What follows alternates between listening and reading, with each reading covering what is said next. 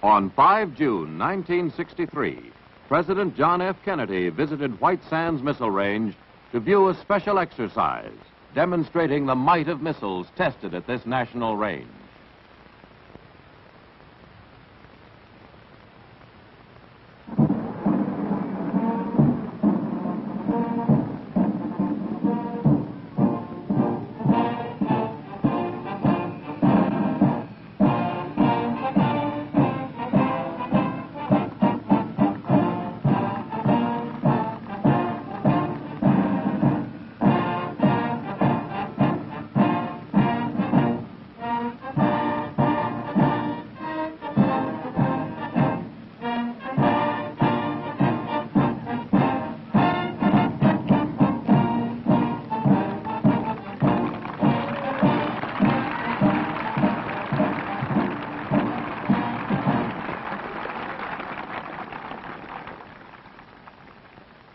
Mr. President, I can't begin to tell you how happy we are to have you here with us today.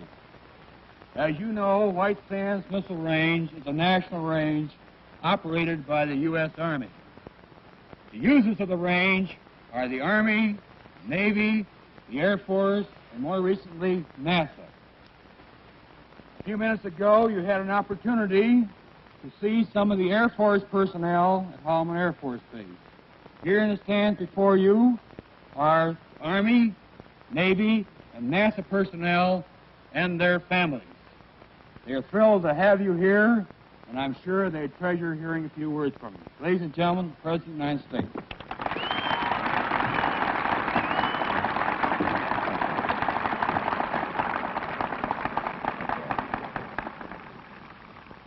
General, Mr. Vice President, Senator Russell, Congressman Morris and Montoya, Governor, ladies and gentlemen, I want to express a very warm appreciation to all of you for your generous welcome and for coming out to greet us. The Vice President spoke this morning at the Naval Academy and has come here. I went with some members of the Congress to the Air Force Academy in Colorado, visited the North American Defense Center in Colorado, and now come here. And I think all of us who leave Washington, D.C., with all of its complexities and all of its diverse views and all of its areas of decision, get tremendously heartened by a visit to those of you who are working in the field and who can see day by day measurable progress which strengthens our country and those associated with it. This must give you the greatest possible satisfaction, because never in history has so much depended upon one people. And I think never in history have one people been so willing to assume that responsibility.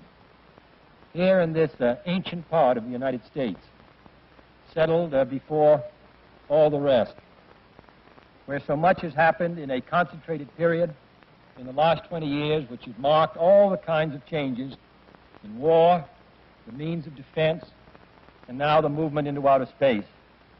And all of you are a vital part of it. What you do here, far away from Washington, far away from some of our great capitals, far away from the many countries which depend upon us, what you do here, what progress you make, what dedication you demonstrate, makes a significant difference to the security of our country and to those who depend upon us. That is an almost unique role to play, and I know that you feel the same sense of pride in your chance, in your time, in your day, to play a part in the life of the great republic, as do all of us whose responsibilities are somewhat different. I want to express my thanks to all of you. We admire what you're doing, and even more important, we're very grateful to all of you. Thank you.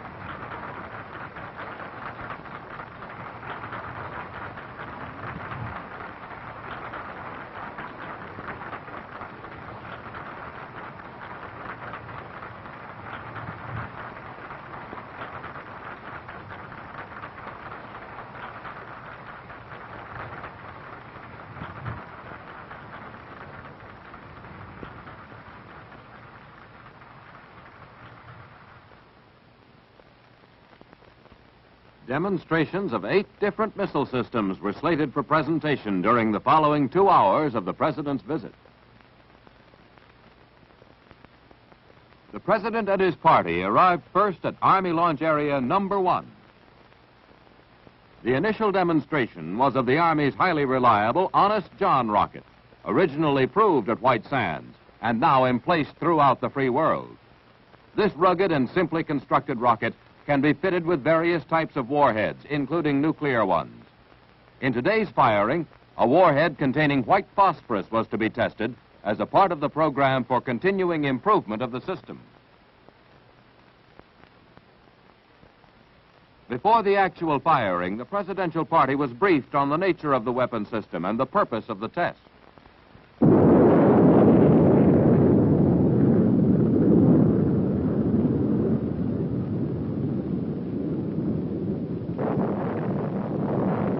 As usual, Honest John was on target.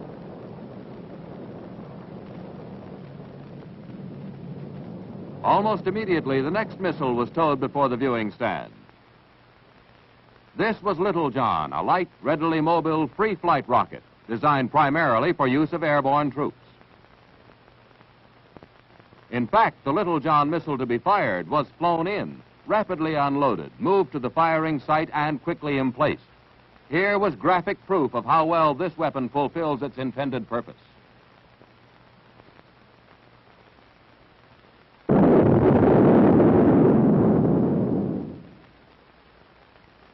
Next in line, the Army Hawk, compact package of lethal lightning. A briefing officer explained how the Hawk system spells death for low-flying attacking aircraft.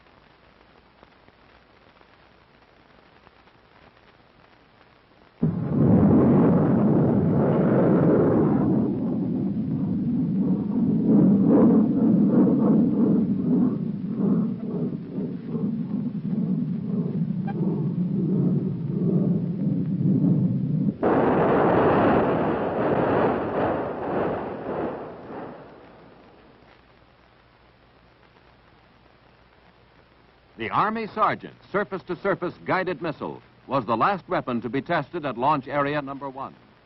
This largely automatic missile system, employing a highly effective solid propellant motor, is now replacing the Corporal missile in the field.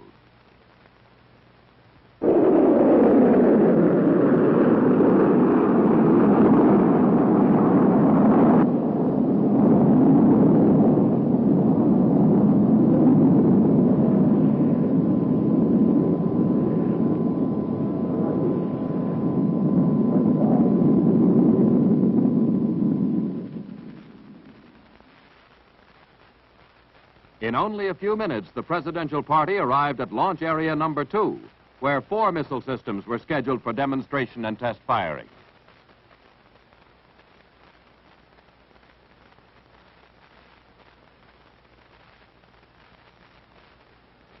An Army Nike Hercules was to go against a target of equal power and speed, another Nike Hercules missile. The distinguished visitors were briefed on the general plan of the test.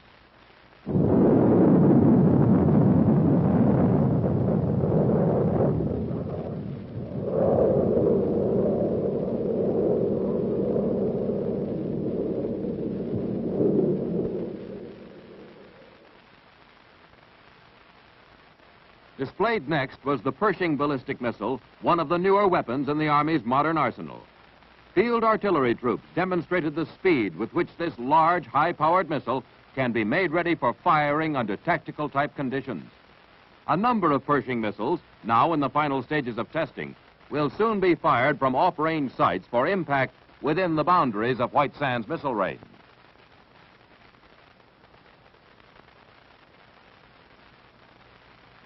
Next, the U.S. Navy test-fired the ship-to-air Talos guided missile.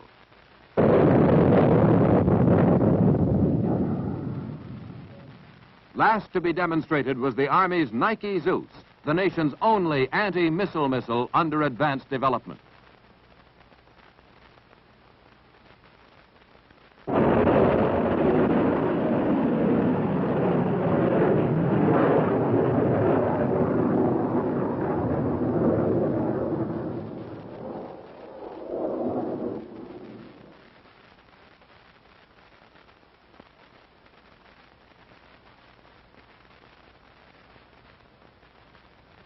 At this point, representatives of firing units from Fort Sill, Fort Bliss, and White Sands marched to the front of the viewing stand.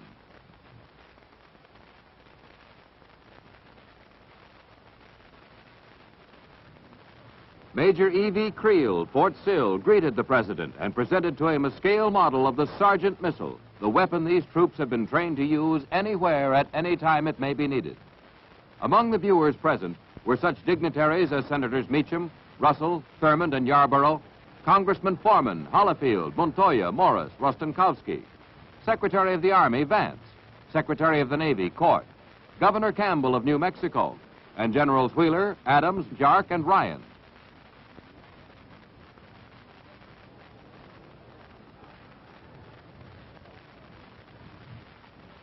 Vice President Johnson was presented a plaque from the Army's 1st Pershing Battalion. Before departing for the next stop on his itinerary, the President expressed his thanks to the troops who had conducted the demonstrations. These men had successfully fired 7 missiles in rapid succession. Their Commander-in-Chief seemed pleased. 5 June 1963 was a significant day in the history of White Sands Missile Range, where so much of modern technological progress has been made. This was the first time a president had honored the installation with a visit.